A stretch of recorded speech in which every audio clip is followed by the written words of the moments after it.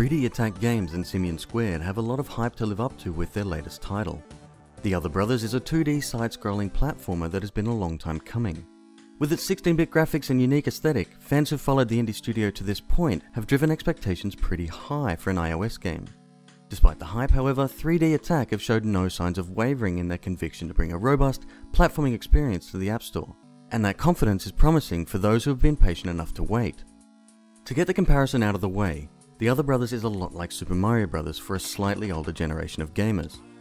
The classic duo of Mario and Luigi have been replaced by Jim and Joe, a sibling pair of mechanics with no real heroic aspirations whatsoever.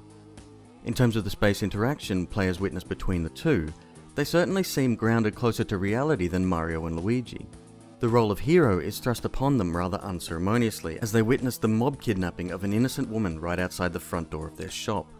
The player is then charged with taking control of Joe, or Jim once you've gathered enough in-game currency, and taking on the mob and any other horrors lurking in the junkyard in order to liberate her. Now speaking of the junkyard, it's a long way from the colourful vistas and turtles of the Mushroom Kingdom. Jim and Joe's stomping grounds are highly exaggerated, consisting of mountains of trash, halls filled with fire pits, trash compactors and hostile guard dogs. The entire setting is painted with a palette of chocolate browns and metallic greys, which manage to bring the ever-shifting and changing terrain to life without directing attention away from gameplay. Weather effects rendered in the same pixel aesthetic as the rest of the game help to add a sense of atmosphere and life to the mechanical terrain. Navigating this terrain makes for some of the best platforming on iOS, and is only made more difficult thanks to the enemies sprinkled throughout its 2D expanse, even once you leave for the similarly designed cityscape beyond its fences. Those enemies are another way The Other Brothers differentiates from its classic counterpart. There are no goofy Goombas in this game. Jim and Joe are facing up against the mob and they're playing for keeps. Mobsters come in a variety of flavours. The average cigar-puffing goon is the entry-level baddie who will take a swing at you if you get too close, but isn't too tough to dispatch with a couple of quick bounces on the head. There are also tougher brutes who can send shockwaves cascading toward the character and take a bit more skill to navigate around. Finally, there are your classic Tommy gun-wielding mobmen who will try to dispatch you with a hail of bullets, or quietly from the shadows with silenced pistols. These are the trickier ones that can't be dealt with while hidden.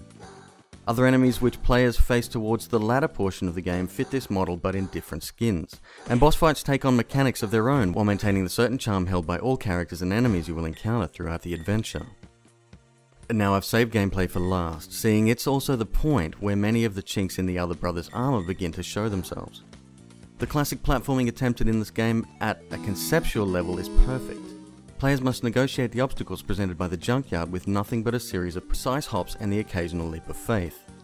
Power-ups in the form of toolboxes lend an extra dimension to combat, giving Joe the ability to fling wrenches or walk through fire unscathed.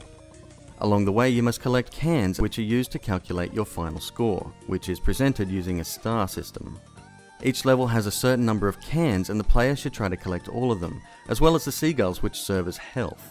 You will need as many of these goals as you can find during your heroic quest because, in a simple platformer such as this, The Other Brothers has issues. For starters, the checkpoints in the game are somewhat easy to miss depending on how you approach it. Rather than just saving your progress after passing some predetermined point in the level, the player has to walk over a marker on each level in order to toggle it. When a player dies, they are immediately sent back to that last checkpoint, but only up to 3 times, depending on whether or not you've accumulated bonus lives by collecting the seagulls. Now, upon the game's first release, we saw a lot of the issues often plagued by retro platformers designed for a touch interface. The virtual controls were unwieldy, and even though the visual design of the controls looked like a digital interface, they still behaved like an analog one. Fortunately, with the latest update, these issues have all been vastly improved. You now have the choice of a floating analog, and fixed digital controls. These behave as expected and can all be moved to any position the player desires, making it quite customizable.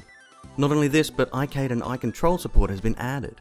Previously, the controls were one of the biggest issues with The Other Brothers, but the devs have taken their fans' cries into consideration and have done a wonderful job in improving them. The Other Brothers is a culmination of retro gaming concepts in a total package that is challenging, humorous, and beautiful. From the story to its gameplay, it incorporates all of the best things about NES gaming and pulls them into the 21st century. Unfortunately, the air of frustration from the early days is still here in force.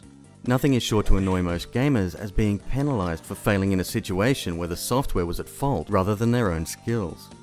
The game's 8 chapters should keep players busy for hours, and DLC is in the works to keep the adventure going. 3D Attack and Simian Squared have created a triumph of platforming and design. Those looking for a challenge and a few laughs should definitely give this one a try. Thank you for joining me for today's review. Don't forget to hit that subscribe button to stay up to date on all the latest mobile gaming content. This has been Alex for GameMob, that's www.gamemob.com.